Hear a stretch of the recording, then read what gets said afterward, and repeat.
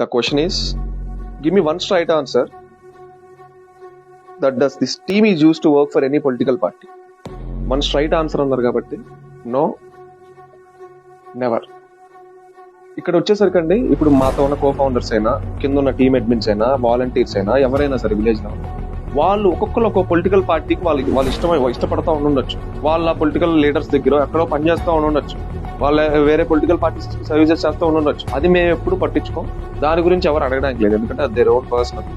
But end of the day complete పైన ఉన్న welfare hierarchy, welfare top ఏదైతే ఉందో, ఈ కంప్లీట్ ఈ టీమ్ ఒక పొలిటికల్ పార్టీ యూజ్ చేయడం, లేదా పొలిటికల్ పార్టీ కోసం పనిచేయడం అనేది జరగదు, ఎప్పటికీ జరగదు.